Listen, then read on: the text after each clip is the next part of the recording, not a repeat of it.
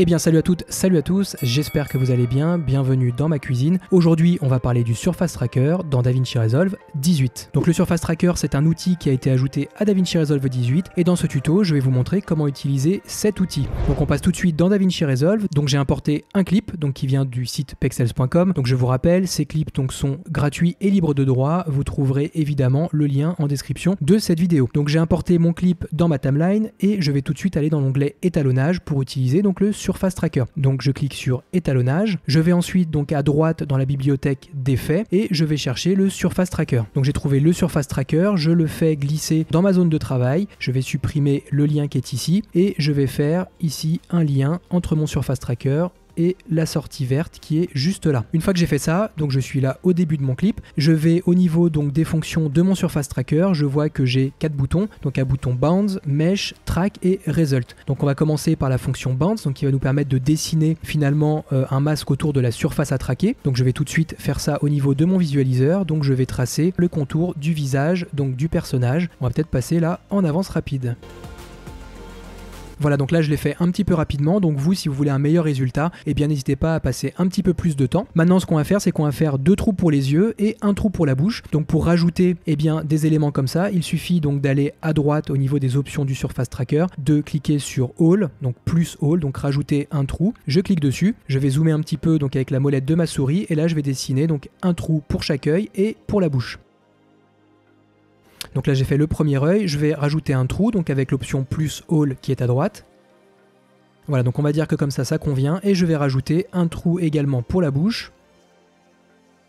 Donc une fois qu'on a fait ça, eh bien on va aller donc dans l'option, enfin plutôt dans l'onglet Mesh, donc qui est juste après Bounds. Donc je vais cliquer dessus et là donc ça me dessine automatiquement eh bien en fait la surface qui va être traquée. Donc ça me met les points qui vont être utilisés donc pour faire le tracking. Donc plus je mets de points, plus ça va être énergivore, donc plus ça va prendre en fait de ressources. Donc moi je vais faire un peu le fou, je vais me mettre par exemple à 120. Au niveau de l'espacement des points, là ça me convient, je vais laisser ça comme ça. Je vais ensuite donc sur l'onglet Track qui est juste là. Là je vais mettre au niveau de la qualité, je vais mettre Faster puisque comme je suis en train d'enregistrer l'écran de mon PC en même temps et que mon PC est pas très puissant, puisque je vous rappelle que j'ai une GTX 1050 sur ce PC, donc c'est vraiment pas un PC qui est super performant. Au niveau du Motion Range, donc je vais le laisser comme ça, et au niveau du Mesh Rigidity, donc je vais laisser exactement les mêmes paramètres. Une fois que j'ai fait ça, eh bien je vais cliquer sur le bouton donc traquer vers l'avant et vers l'arrière. Bon là je suis au début de mon clip, donc je pense que en fait je vais cliquer juste traquer vers l'avant. Donc on va lancer le tracking et on se retrouve juste après.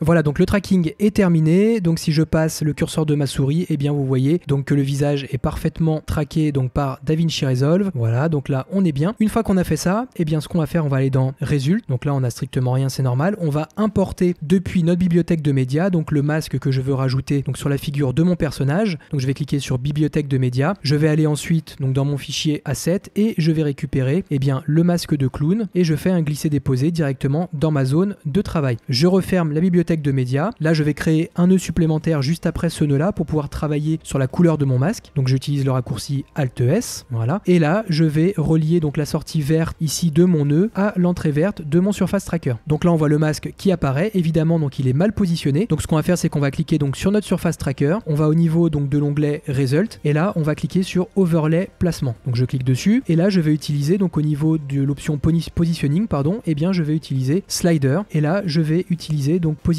X et position Y pour positionner mon masque au niveau donc du visage du personnage. Voilà, donc je positionne le masque comme ça. Ce que je vais faire, c'est que je vais peut-être zoomer un petit peu au niveau du masque. Je vais jouer donc avec les options de pitch, voilà, pour positionner mon masque au mieux. Je vais masquer juste les informations de tracking pour pouvoir voir un peu le résultat. Donc là, ça donne ça. Je peux améliorer le résultat en rajoutant un petit peu de soft, donc pour voilà, faire quelque chose qui se confonde mieux avec le visage de mon personnage. Je peux jouer également avec l'option Expand ou Contract, soit pour agrandir finalement eh bien, la zone au niveau de mon visage, soit pour rétrécir. Donc moi, je vais plutôt peut-être voilà, me mettre comme ceci. Donc là, on est pas mal. Et donc là, si je vais au début de mon clip et que je clique sur lecture, eh bien, on voit que le masque eh bien, va se déplacer en même temps que les expressions du visage de mon personnage.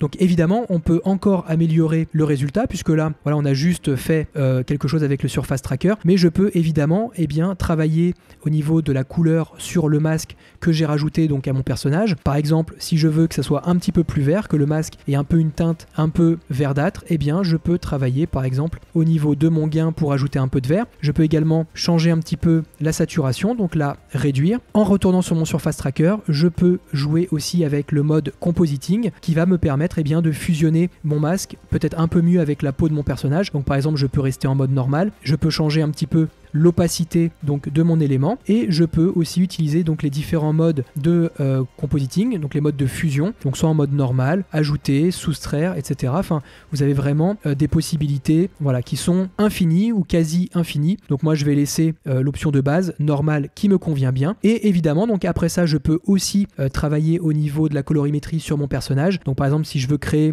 quelque chose d'un peu plus dark, par exemple je peux on va baisser un petit peu par exemple le gamma, je vais baisser un petit peu le lift, je vais rajouter un petit peu de vert, pour faire un truc un peu crade, un peu comme dans le film Joker. Donc on va faire par exemple comme ça, j'aurais pu faire également avec mon offset.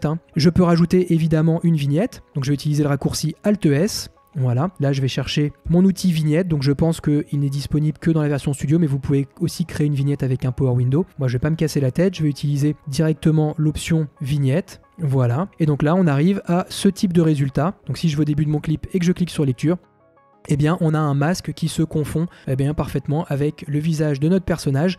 Donc voilà un petit peu ce qu'on peut faire avec le Surface Tracker. Donc c'est un outil qui est extrêmement puissant et ce qui est complètement fou, c'est que sur ce PC, donc encore une fois qui a une carte graphique qui est assez pourrie puisqu'on est sur une GTX 1050, j'arrive à lire en temps réel en fait mon clip, quasiment. On est allé à 23-25 images par seconde, donc on arrive quand même à avoir des performances qui sont assez intéressantes même sur un vieux PC. Donc vous voyez que le résultat est assez convaincant. Alors je pourrais encore travailler sur la couleur, mais là c'est pas le but. C'était juste de vous montrer comment on utilise donc le Surface Tracker. Donc pour résumer, on commence donc par l'onglet Bands, donc qui va nous permettre en fait de dessiner un masque autour de la surface que l'on veut traquer. Donc moi j'ai dessiné un masque autour du visage du personnage. J'ai ensuite rajouté des trous au niveau des yeux et au niveau de la bouche. J'ai ensuite été dans l'onglet Mesh qui va nous permettre d'affiner et d'avoir un meilleur résultat, qui va nous permettre de rajouter en fait des points de tracking, donc le nombre de points, également l'espacement des points. Donc après ça je vais donc dans l'onglet Track, donc là je vais pouvoir changer les options, le Motion Range, le Mesh Rigidity. Je peux également changer la qualité et une fois que j'ai fait ça, je traque. Donc si je suis au milieu de mon clip, je vais traquer vers l'avant et vers l'arrière. Si je suis au début de mon clip, je vais traquer que vers l'avant. Ensuite, je vais dans Result et je rajoute depuis ma bibliothèque de médias directement l'élément que je veux superposer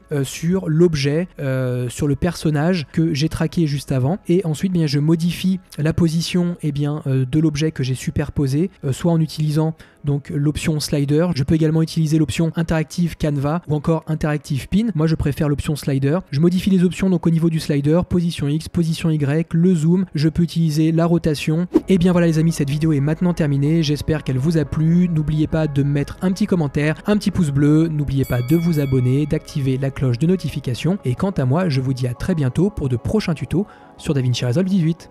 A bientôt, ciao.